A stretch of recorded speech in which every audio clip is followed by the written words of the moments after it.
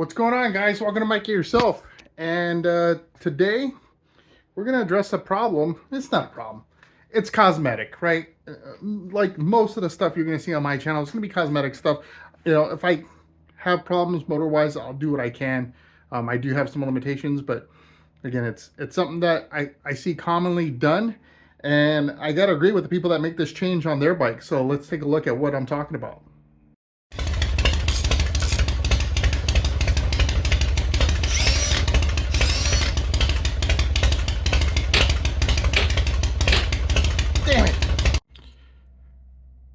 All right, so if you have one of the, Twin Can 96, I don't know how far back they did this, but they put this like billboard type of license plate holder on the baggers, right? And it doesn't look horrible. It's definitely not my jam. And if you're trying to achieve kind of that lowered look or anything like that, you're trying to streamline the body lines of the bike, that thing sticks out like a sore thumb. If you go from the side, I mean, that thing is just, it's propped up, right?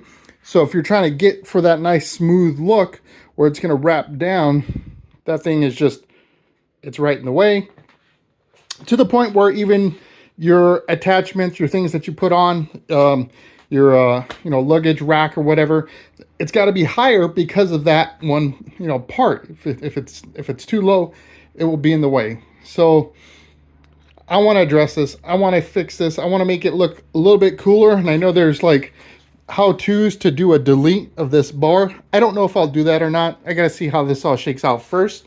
But let's take a look at how we're going to solve this. Well, before we get into how, let me also show you one other problem that we have. So when they do this, I believe, or at least in pictures I've seen, there's usually like a reflector that is also placed on this. And of course, this one doesn't have it. But if you take a plate, your standard plate, like that whole bracket is just too big in general, right? And so, yeah, it doesn't fit well, at least for my taste. So let's look at how I'm going to fix this. This is the license plate relocation kit from Custom Dynamics. Now, I was looking at this online and wondering if I could actually kind of make this out of some sheet metal myself. But there was a couple of things that concerned me that, where I was like, okay, it's beyond my limits, right? Because I'm missing too much information. So what I'm talking about is kind of the bends here that will allow us to attach this to the bike, and then how to fill that gap. And now I see how they did it.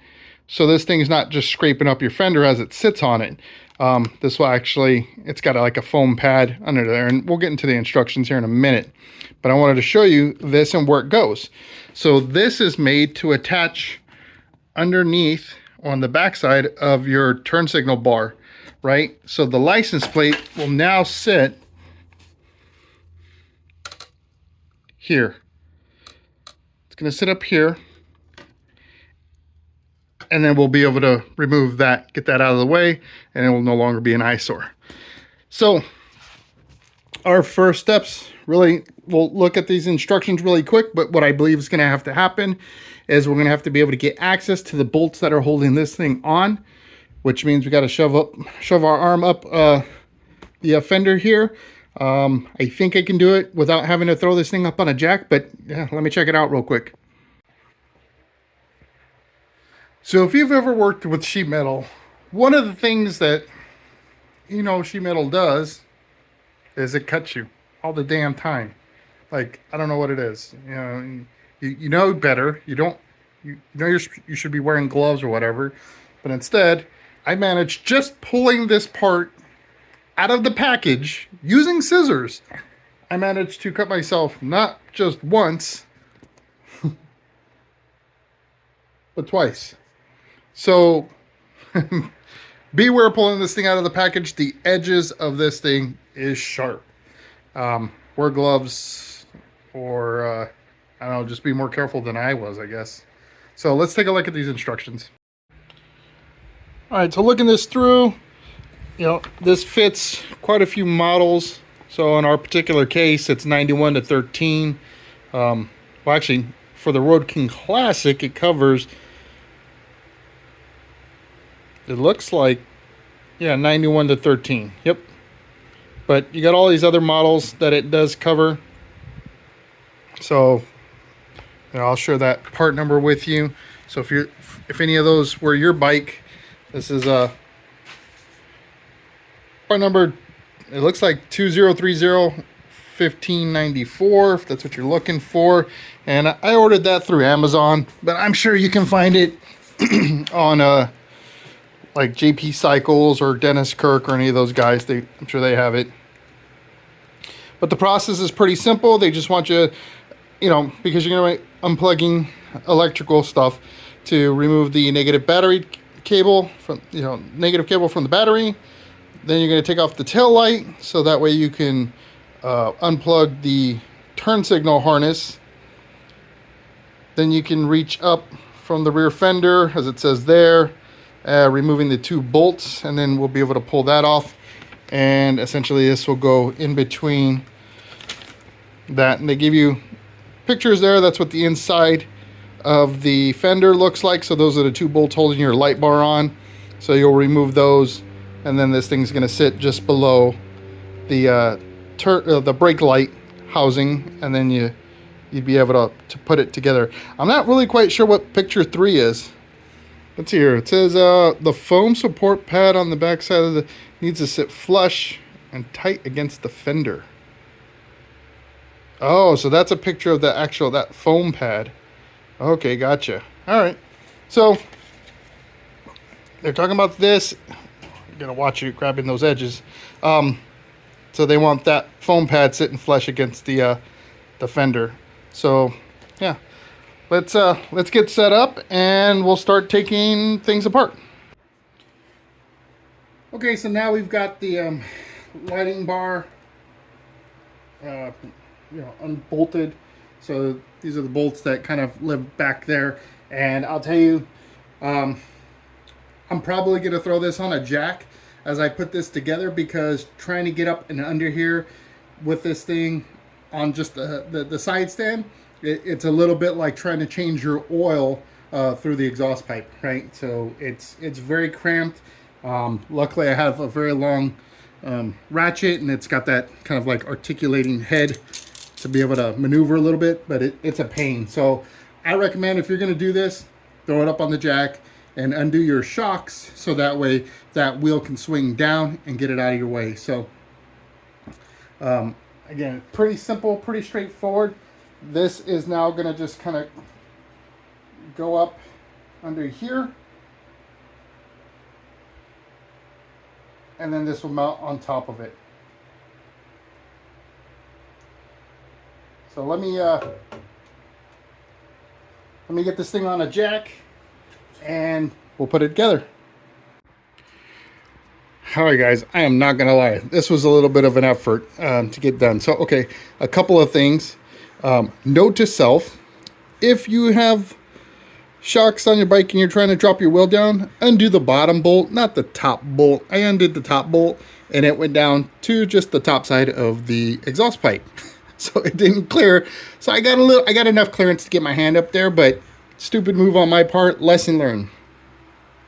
One of the other things that I learned was, when you're removing the turn signal plugs here, there's a tab, and I don't know if maybe both mine are just broken off or what the story is, but I had to put a screwdriver in this little hole to push it down.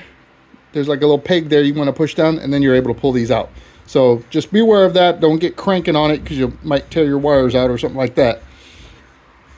It is a little bit of a process to get this thing put on.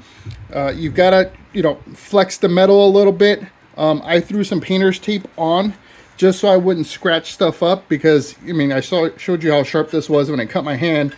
So I was worried that moving things around, I might scratch the paint. So to try to minimize that, I threw some painter's tape up there to protect the paint. And yeah, so the last step of this is really going to be for this pad here. So there's an adhesive to the backside of that. So what I need to do is pull that painter's tape off, wipe that area right on where the pad's gonna touch the fender with some rubbing alcohol to make sure that there's no wax or anything in that spot, so that way it'll stick to it really well, and that'll keep this thing sitting nice and you know, on top of the fender, and it won't let it kind of like vibrate or shake or make any noises or whatever. So yeah, let me go ahead and pull off the tape. We'll wipe that down, get it stuck, and then I'll bring you back. So the final part of this process, I've got all that put together, is you're gonna have to, you know, flex your license plate wherever I put it. I don't even want it. Oh, it's up here. So you're gonna have to flex it, because as you can see, if you try to lay it flat, you have this huge gap, right? So I'm gonna have to flex my plate to fit just right. It's cheap aluminum, so these are easy to flex. And once I do that, then we'll take a look at what this thing looks like. I'll get the bags back on and all that good stuff. All right, guys, there you go, boys. That's what it looks like with it on. So I've removed that big old billboard thing. That's gone. So now I do have that bar that, you know, maybe I'll do some research on the delete of that. What I need to understand is, will it have any impact on me putting a backrest for when I ride 2 up? But other than that, I love how this looks. It's molded nicely to the fender. It flows with the lines. So, you know, once I do a few more modifications to the Road King, it's going to look even better. I love where its placement is. Now, the only downside is I don't have a light that shines down on it. So I don't know if that's going to become an issue. Perhaps I might have to buy a small LED or something to put over it, or maybe a frame or something that I can hook up. I'll have to do some research on that. But all in all, looks great. Also, I don't have a frame. The frame I did have was flat, so it won't work. It won't flex enough, and it'll just end up breaking. So it's just going to be a raw plate. But again, I like it. Looks good. We'll see how things go. I got that pad there. The adhesive is stuck to the fender, so hopefully I won't hear any rattling or anything like that. Time will tell. But that's going to be for a review Wednesday, right? All right, boys. So that's a wrap for today's video. I hope you enjoyed it. Again, simple mod. Looks great. So easy win. Installation wasn't too hard. If you did enjoy it, hit that thumbs up. If you wouldn't mind, please subscribe to the channel. It really helps me out quite a bit, and it costs you nothing. So I really appreciate you hitting that subscribe button. And if you don't want to miss out on my next video, hit the notification bell. If you don't want to get notified by it, that's cool too, but definitely subscribe. I really appreciate the support. And until that next video does post, I hope to see you in the win.